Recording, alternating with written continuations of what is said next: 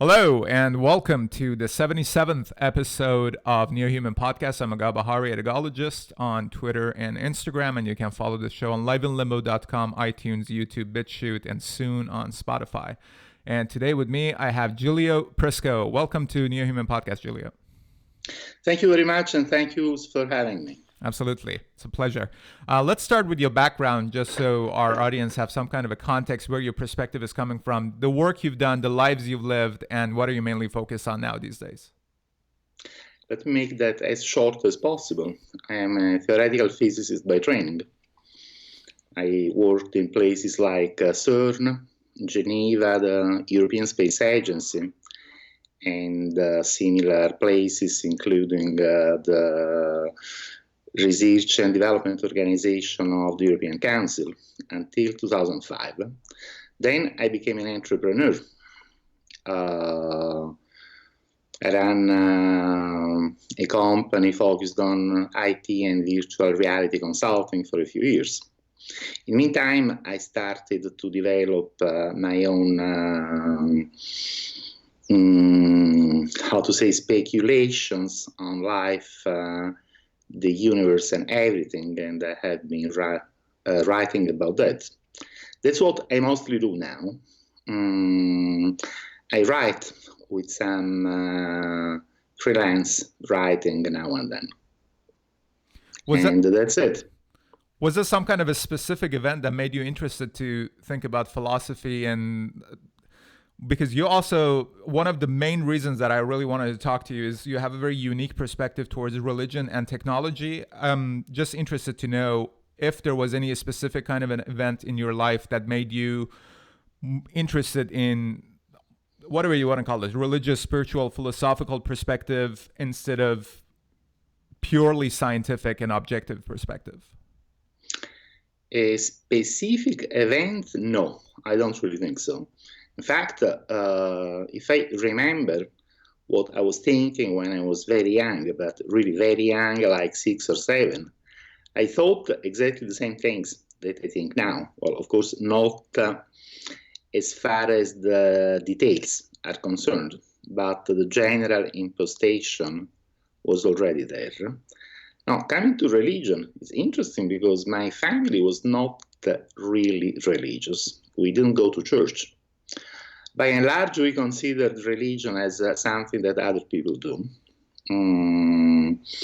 As a matter of fact, I always had some religious sensibilities, but I never really thought about that until the moment where I realized that science itself is pointing very strongly toward the directions that have been already explored by religions. So one thing after another, I do call myself religious now. If I have to make the binary choice, religious or not religious, yes, religious is what I call myself. Yeah, but you would have a different definition of religion than, let's say, Christians and Muslims and Jews and the big religions, big authoritarian organized religions. Am I right? Most people would say yes. My answer is no, I don't really think so. Every religion that I'm familiar with, or every religion that I even vaguely know about, has 2 different parts. One is the part that I call cosmology, answers to big questions about reality, survival after death, the nature of the thing itself. And the other is what I like to call geography, or even zoning norms, all the little prescriptions about what you have to eat, when you have to do things, and with whom, the prescriptive, normative part of religions. Now, I don't really care about the latter. I don't care about this geography and zoning norms at all. But I think that here is where the differences between different religions can be found. When it comes to the first part, the metaphysical, cosmological parts of religions, I tend to think that they are all saying pretty much the same thing, in different words, of course, and in the language of the place and time where these religions originated. But once you go past all that, I find that the basic message of different religions are very, very similar. Interesting. We've been talking about the definition of God for the past couple of episodes. I had the last episode, I have James Lindsay, who has a PhD in mathematics, but he's also writing and talking about philosophy mostly. And he's an atheist. He started with the new atheist movement to talk about his philosophical perspectives. But the definition of God that he disagrees with is the definition of God that I also disagree with, which is this authoritarian, very human-like kind of a figure that will judge you and send you to heaven or hell, punish or reward you. But at the same time, I think this whole concept of God has been hijacked by people who wanted to control others based on some kind of a higher authority that there is no way you can argue with or have any kind of a conversation with. But to me, God is very subjective in a sense that anybody can find their own interpretation of God, and it's everything and everywhere. I would agree with that. Mm. And how do you see this definition of God is becoming more and more, at least a matter of debate, considering the technological evolution and technological revolution that we're going through in our societies today? Definitely. In fact, let's think about what the ultimate results of the technology development that we can see around us now could be. It seems kind of evident that we live in a world that would appear magic to our grandfather, because our technology enables us to do things that they could very hardly imagine. And this trend can be expected to continue. If this trend continues, then I think that in a few hundred years or a few thousand years, I'm not really very concerned about timelines. In the future, someday, we will be an interstellar civilization with a knowledge, understanding of the universe, and powers that we could only call godlike today. And I think the same thing has happened countless times in the history of the universe. And that when we will go to the stars, we will find there some civilization that we could only call gods. In fact, you can see a hierarchy of intelligent life forms with greater and greater capabilities. And perhaps this hierarchy goes on forever until something which is infinitely far in the future, in space and time, and infinitely more powerful than anything that we can conceive of now. And that's something we could only call God. Mm-hmm. And that would be my definition of God, something like that, more or less. Do you think that is the concept of God is something that is knowable ultimately, or it is something that is by design and by nature of it is unknowable? I'm open to both possibilities. I'm open to the possibility of a natural God, which should basically be an enhanced civilization with respect to us humans, much more powerful than us, but ultimately understandable. And if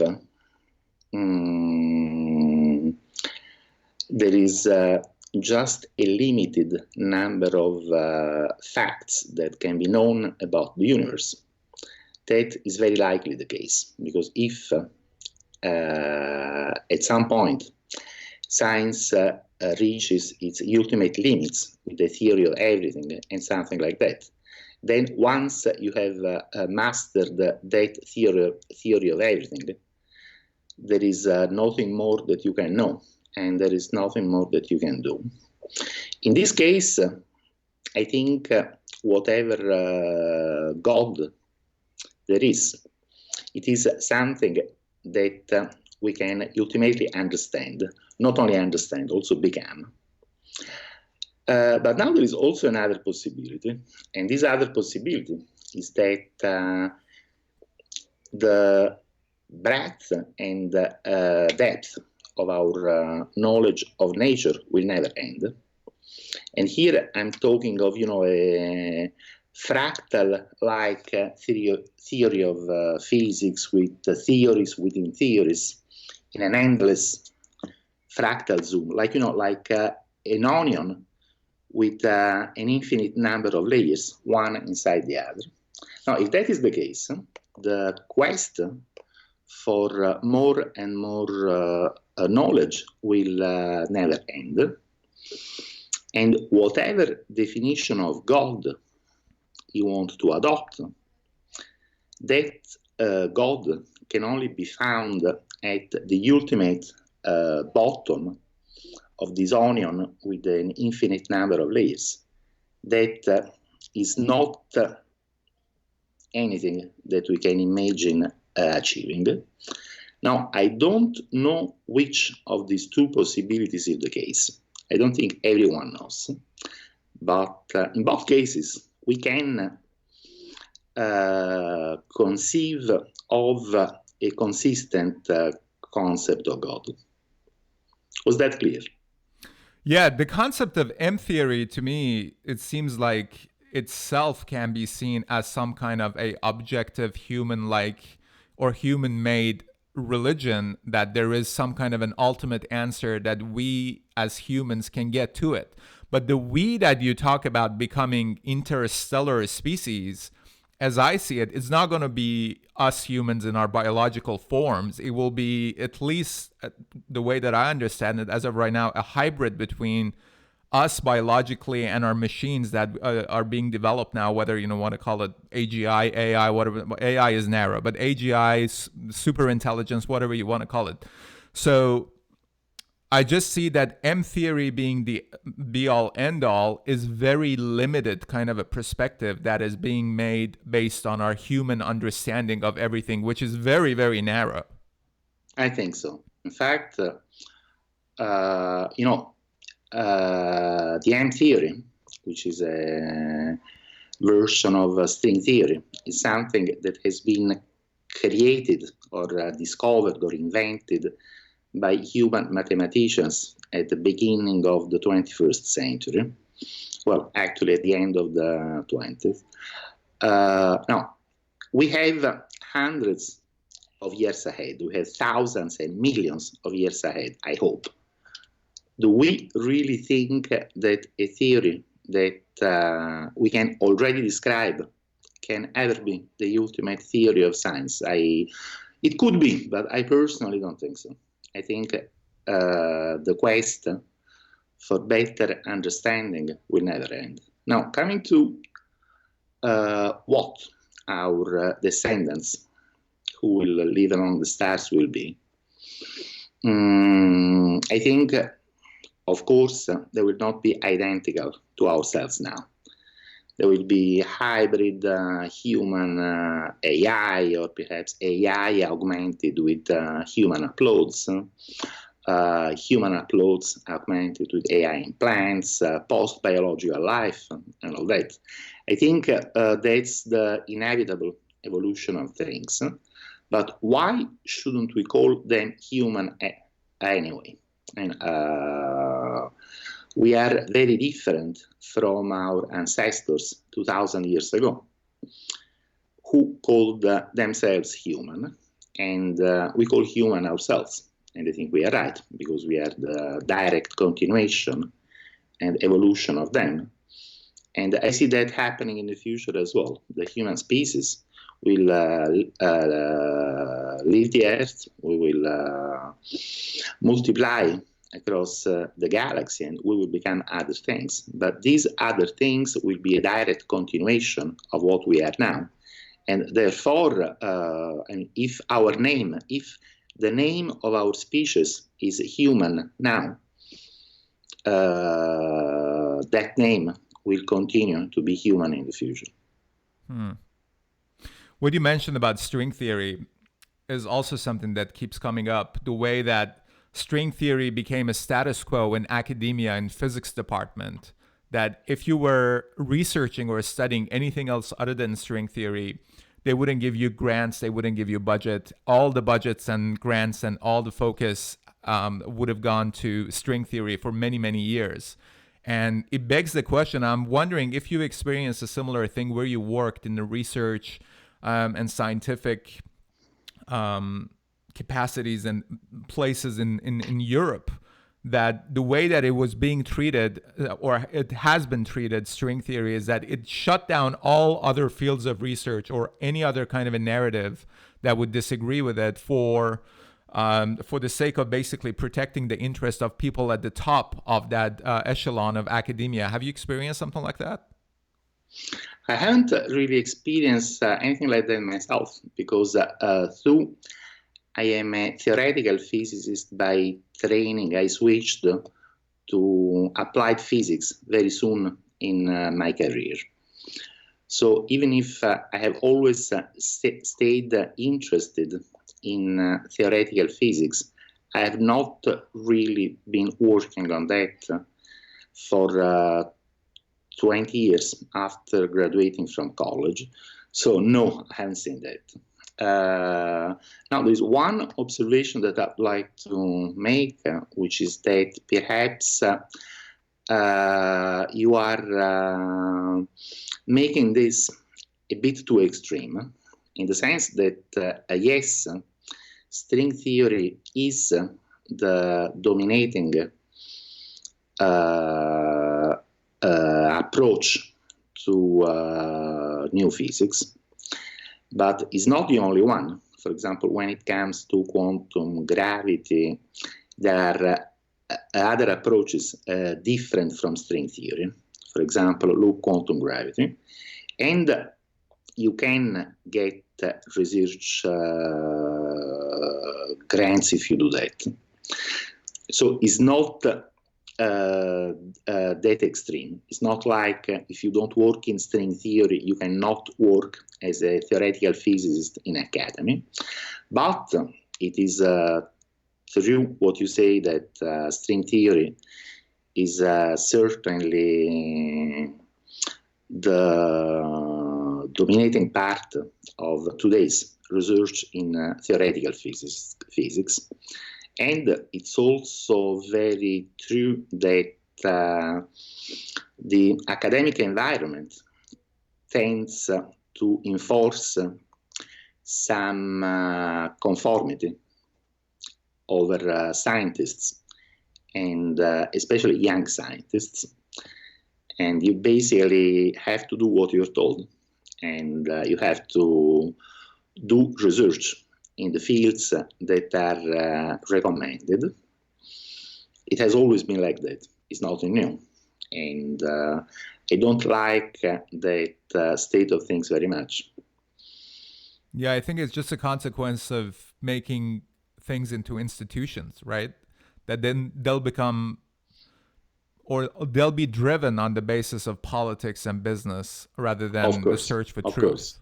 Of course, it's exactly the same thing that you were saying before about religion. Yeah. It's basically a human thing, and at some point, everything becomes entangled with power dynamics And these things, it doesn't happen in science only. It doesn't happen in religion only. It does happen everywhere. It's a human state. It is. And this is something that you think will be translated into early versions of more comprehensive AI, or this is something that for AI to reach its full potential, it has to break through it. And if that's the case, it doesn't really matter what the human perspective is, because it will be everything. Okay, let's think about what AI is first. Now, at this moment, the only examples of AI that we know and we understand are not intelligent at all. What do I mean with that? Looking at things like the fact that now a supercomputer can beat the best human players at Go, which used to be considered as an extremely difficult game beyond the capability of any machine just a few years ago. These are really impressive things. But does not mean that supercomputer, AlphaGo, is intelligent. It means that it can do one thing very well and very fast, much better and much faster than us. Well, in this specific case, much faster is enough. But knowing how to do one thing very well does not mean being an intelligent being.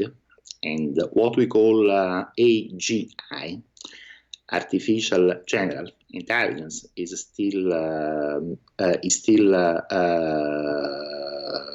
missing. And I personally think that is not beyond the corner at all. I mean, we will, I think, develop real human-like artificial intelligence sooner or later, but I don't think it will be that soon. We will develop it someday, and soon after that, we will be thinking about super intelligent AI, which means AI much smarter than humans. And here there is a quote from Nick Bostrom's book, which I'd like to repeat. We are not talking about much smarter in the sense that one person is smarter than another. We are really talking about much smarter in the sense that we are smarter than Beatles. It's a huge difference in order of magnitude. And it's very difficult for us to even imagine what the thoughts and the motivations of these super intelligence AIs could be. But having said that, and also because I don't think the process will be very fast. It will not be like, one day there is nothing, and the day after that there is a godlike super intelligent AI. I see things happening much more gradually than that. And there will be ample opportunities for co-evolution of humans and machines. As Ray Kurzweil has said many times, humans and machines will eventually merge and become so deeply entangled that it will be very difficult to separate them, and it will be very difficult to say which is which. Not only difficult, but also pointless, perhaps. That's the evolution that we are moving forward toward. What would be the test to see whether or not artificial intelligence has reached the human level intelligence?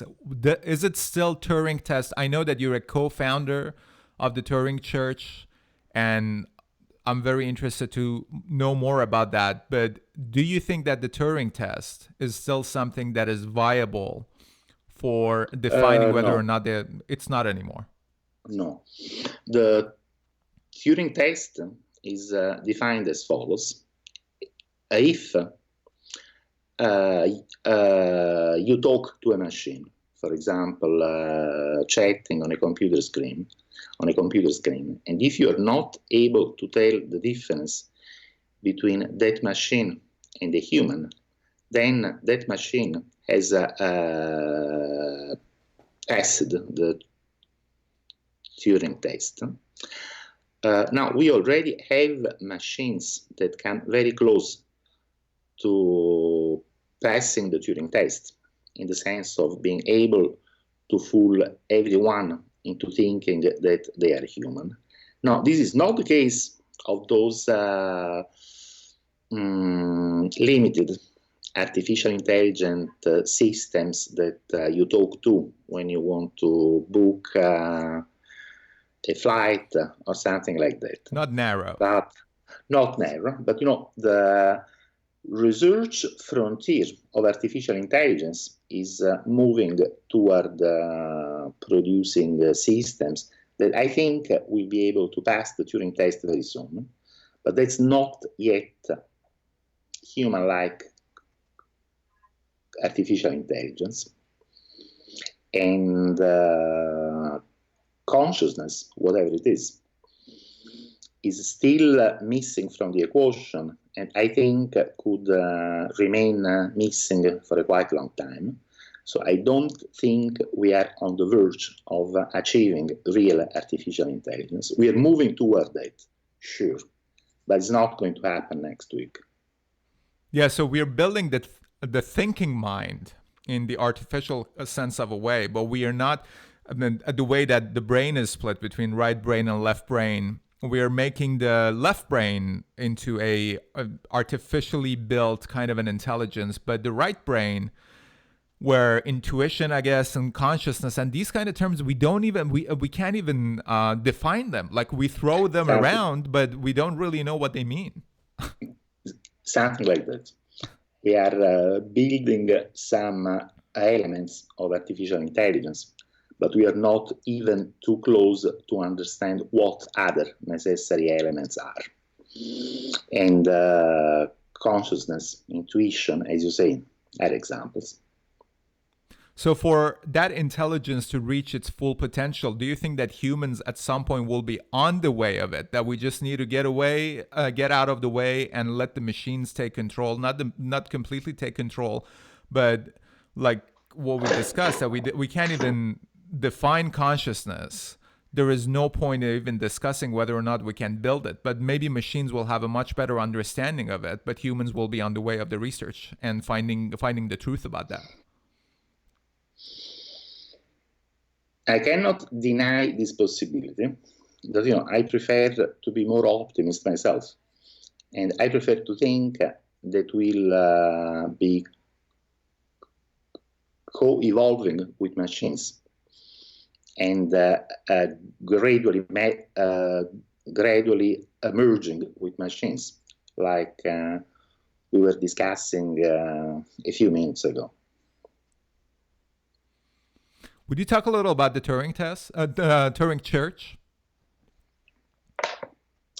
Sure. First, a Turing Church is not a church, in the sense that it's not an organized religion. Right. As a matter of fact, strictly speaking, Turing Church is the name of a scientific conjecture due to Alan Turing and Alonzo Church. The conjecture can be formulated in many ways, one of which being that what a certain computer of a certain complexity can do, another computer of equivalent complexity can do. And this conjecture points to things like the ultimate feasibility of mind uploading and the merging between humans and machines. So the name Turing Church is a tongue-in-cheek name. But having said that, it has some of the features of a church. At this point, Turing Church is a discussion group with a wide presence on the web and the social networks on the intersections between religion, science, engineering, science fiction, space, all that. I have been asked many times whether I want to launch Turing Church as an organized religion. And I have been thinking about that. But the answer that I give to myself and that I have given others is that I don't think there is any need. I don't think there is any need, because the need of an organized religion where these kind of things can be discussed is already provided by things like the Christian Transhumanist Association or the Mormon Transhumanist Association, of both of which I am a member. And I think as far as organization is concerned, I do prefer to leave things in their hands. So if Turing Church is a religion, then it's a very disorganized one by design. Yeah, that seems to be the more appropriate kind of an approach to having any kind of a religion at this point. I think so also because, there are people who want to be believers, and there are also those who don't want to be believers. For the first kind of people, those who like to belong to an organized religion, we already have many established organized religions like Christianity. And there are organizations within those religions, like the Mormon Transhumanist Association, the Christian Transhumanist Association. I have met people who are already thinking of an Islamic Transhumanist Association, too. So within established religion, there are already discussion spaces for believers where these things are discussed. Now, when you come to the other group of people, those who want to stay as far as possible from organized religion, because of many personal reasons, because of a bad experience that they had with organized religions, or because they think organized religions have not been entirely positive in their effects. Also, that power corrupts, absolute power corrupts absolutely. That's very true. For this kind of people who want to stay very far from organized religions, then perhaps the Turing Church disorganization or non-religion can play a role equivalent to religion for important things like personal happiness and peace of mind. So what is the main contribution of a religion at this point? Is it ethics and morality, or is there something else that religion can provide for people at this point, right now? Well, not only right now, it has always been like that. But things have changed. The benefit of religion is the possibility to think that you will live again after death, and you will see your loved ones again. That's the whole point. That's not the whole point, but I think that is the main point. But what about ethics and morality? Because you said you're not interested in the prescriptions side of it, and I see ethics and morality exactly as that. And it's also interesting to talk about whether or not ethics and morality themselves are objective, because if they're not objective, then there is no point of having any kind of an organized, objective kind of an approach towards them, right? Yes. In fact, in the classification between cosmology and geography that I was describing at the beginning, I think ethics and morality belong to the category of geography, because Yes. they are very much human dependent, and they are very much dependent on one specific place and time in history. On the other hand, I understand that for most people, of course, ethics and morality are an extremely important thing. But I myself, I tend not to talk too much about ethics and morality. It's not that I don't think about these things, but I don't think I have a really useful contribution to make. And once again, the religious in the religious transhumanist groups that I mentioned, there is a lot of discussion on ethics and morality. So once again, I'd like to encourage everyone to get information of the Mormon and Christian transhumanist associations. I don't think I can do better than that on the theme of ethics and morality. Yeah, I understand. I had Lincoln Cannon, who I believe he started Mormon Transhumanist Association. Yes, he did. Yeah, a couple of years ago. And, you know, I think he's a wonderful man and a very nice person, but I think Mormonism in Mormon Transhumanist Association is benefiting from transhumanist side much more than the transhumanist side is benefiting from Mormonism. I don't really think so. How? I don't really think so, because, you know, if you look at what the founding fathers of the Mormon religions have said in the 19th century, you find out that a lot of the concepts that we describe in transhumanist were there. Right. Not very similar concepts, exactly the same concepts, like the potential for humans to become godlike. Right. Like the fact that reality does not have separate material and spiritual parts, but everything is entangled. As Joseph Smith said, spirit is a refined form of matter.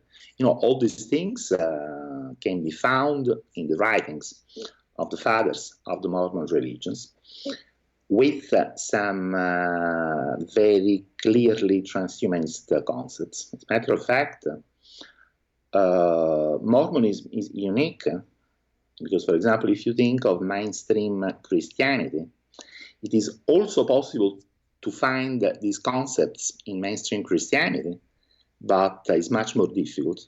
To find these things in Mormonism is very easy because they have been written a couple of centuries ago by the people who are still considered as the prophets of the Mormon religion.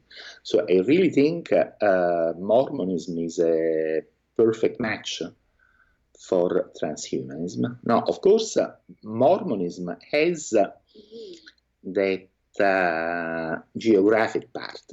You know, for example, I am a European and a coffee drinker. When I go to Utah, I find that, you know, they don't drink coffee, they Right. don't drink anything hot, they don't do this and they don't do that.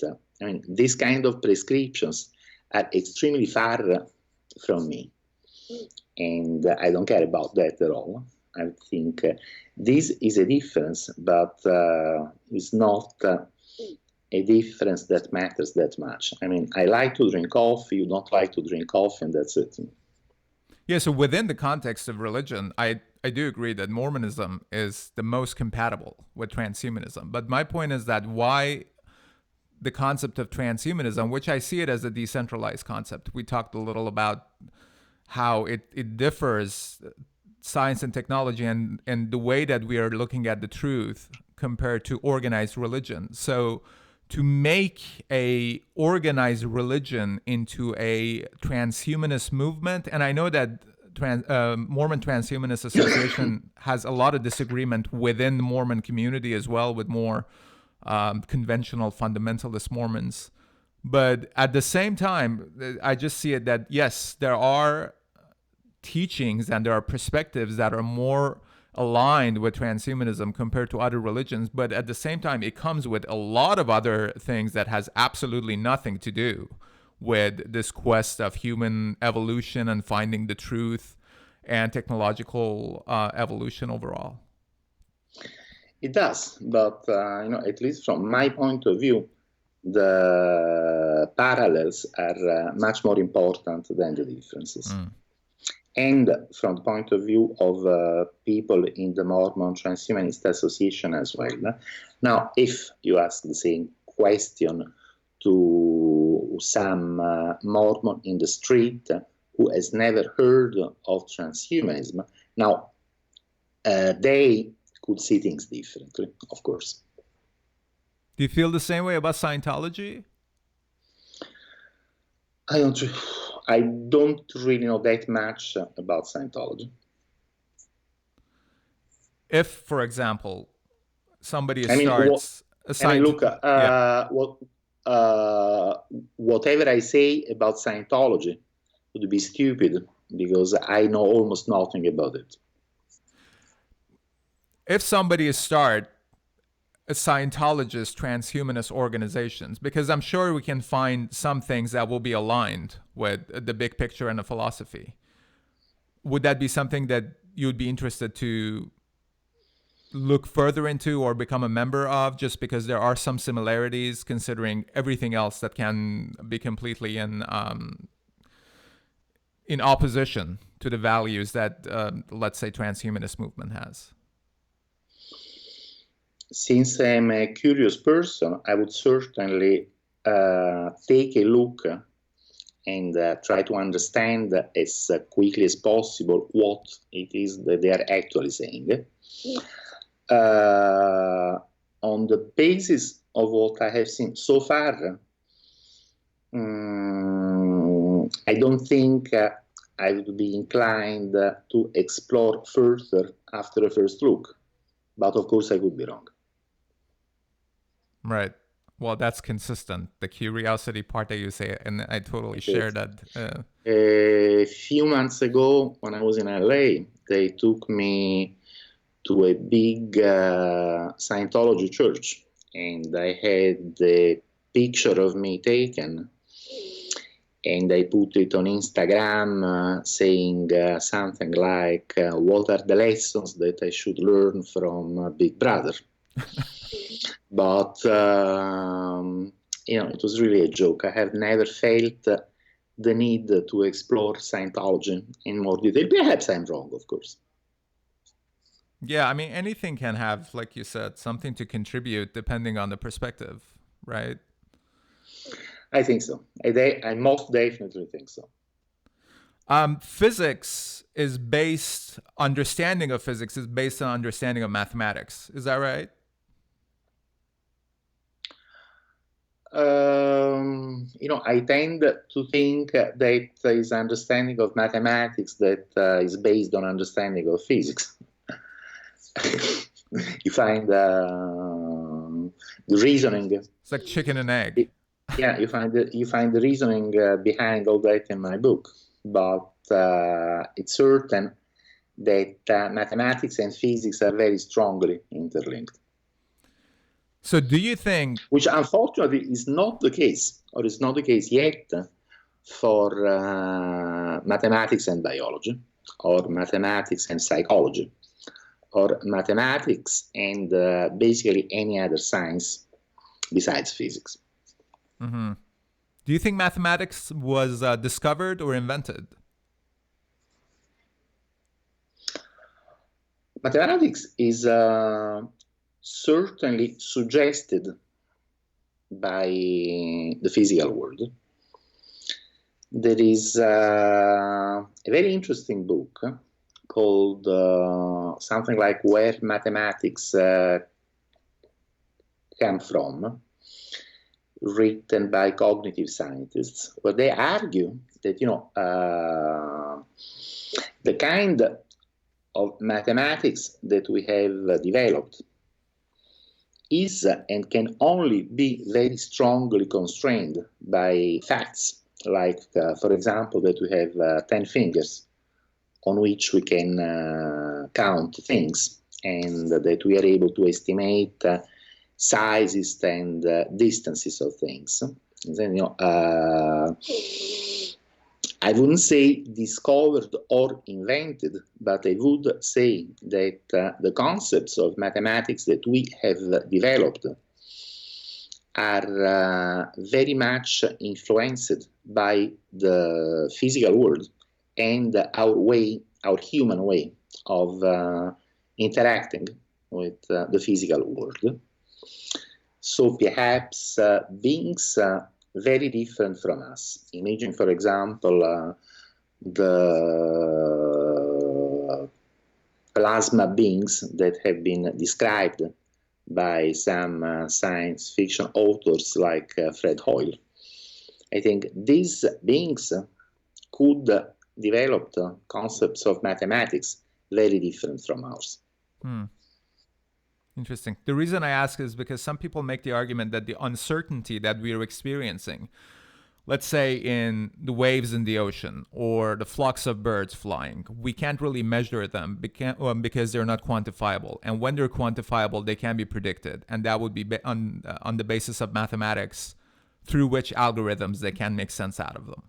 So it's interesting to me whether or not mathematics is, in a way, a fabric of this reality that we're experiencing, or maybe a layer of the fabric of the reality that we're experiencing, or is something that is basically developed by human understanding of reality, and it will at some point reach its limits because of it. I don't know, of course, because nobody does, but I can very much appreciate this point of view. Mm-hmm. What are your thoughts on Neuralink?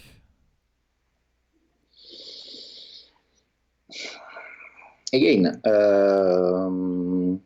the idea of augmenting our cognitive ability rather than building a model of a human brain inside of a machine.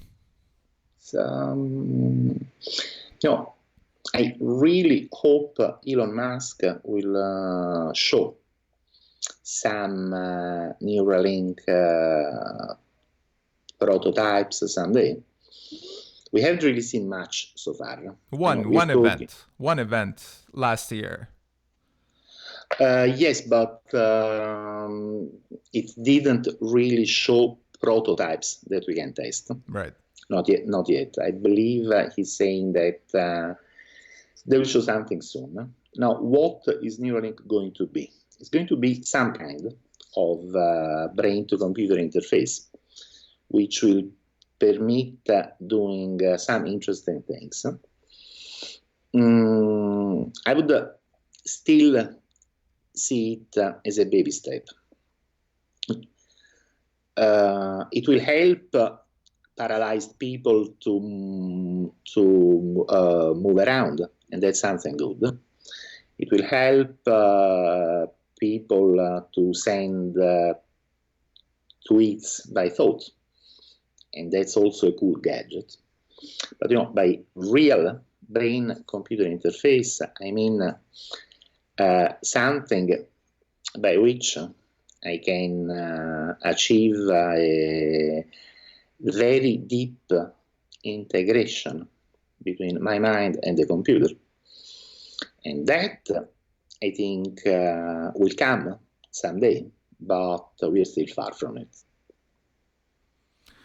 Ben Goertzel, who I'm sure you're familiar with, his singularity net approach is that artificial general intelligence will be the result of millions and millions of different AIs on the basis of a decentralized platform. And this is different than the approach that, let's say, DeepMind has or Google is having, that it's a centrally controlled artificial intelligence that they will have control over data, which to me, that really what comes down to, that whether or not humans will have their data dependency on a centralized organization or a structure of authority or a decentralized kind of a platform. Do you think there is any certainty of which approach would be quote unquote right approach towards what you're talking about, human mind and machines becoming one?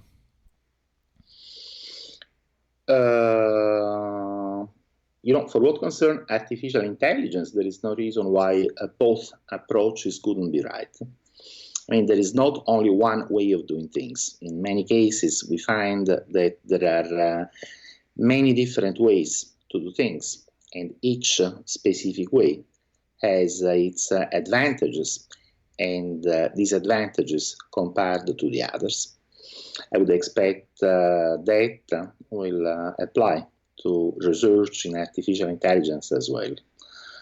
When it comes to interfacing machines with human brains, then I think we have to take the architecture of the human brain into account. I mean, we do know the architecture of our machines because we have built these machines, but there are still things, and perhaps there are still many things that we don't know about the architecture of our own brains. So when it comes to brain-machine interfacing, I guess the best, most efficient, most useful approach will be the approach that more faithfully exploits the specific architecture, the specific cognitive architecture of our brain. Which would be centralized? I will...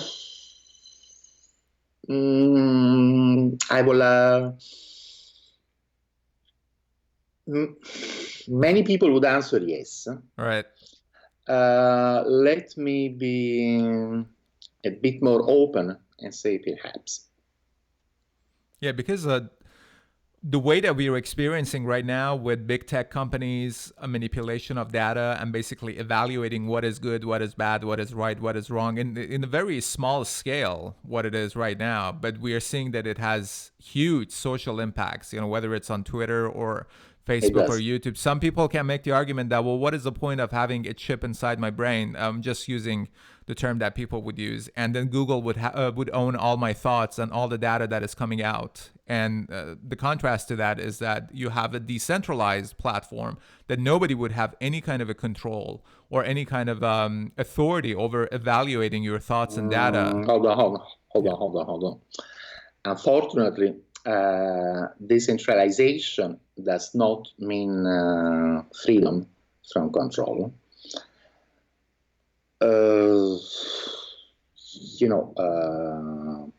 Simple example, just think of Bitcoin, which started as an incarnation of the libertarian dream of complete decentralization and invulnerability from government control. And just see what happens. Now they can monitor each and every Bitcoin transaction. And if you are not extremely careful, they can immediately trace it back to you. It's always a leapfrog things. There are technologies that can be used for surveillance. Then someone will develop countermeasures for that. But then someone else would develop countermeasures and so on. It's like, right, feedback loop, right? Yeah, a thing that goes on and on with one leapfrogging the other and so forth. And if you want to predict who will win, it is very difficult, because on the one hand, the authorities have all the money. On the other hand, the hackers are usually smarter and more motivated. So who wins at the end, who knows, is one of those uncomputable problems that I like to write about. Yeah, and also this conflict that is caused by it, it seems to be just as natural and the rest of the aspect of humanity. Like, I think so. Yeah, someone comes with a tool and somebody else comes with a counter of it. Exactly. Yeah. I think so. Let me just ask you about SpaceX's latest launch. I was there. A lot of people were there, very, very excited about it. I was there, glued to the TV all the time. It was really historic. It was glorious. Unfortunately, from Europe, I have to watch it on TV. But I would have really liked to watch with my eyes. It was a beautiful moment. It was a beautiful moment because it marked the beginning of an era in which commercial space companies are going to be more and more actively involved in space exploration. And it marked the first use with human astronauts of the technology of reusable launchers, which promises a really big reduction in the cost of space launch. And as you know, once you reduce the cost of access to space, which has been the limiting factor so far, everything can happen. So I really do praise NASA, Jim Bridenstine, Elon Musk, the astronauts, and all the team for this huge achievement. And I would like to see more and more of that. Now, the current US administration has said that they plan to send people on the moon by 2024. I think that would be perhaps a little bit unrealistic, but I really hope to see human astronauts walking on the moon by the end of this decade. And how far until we get to Mars?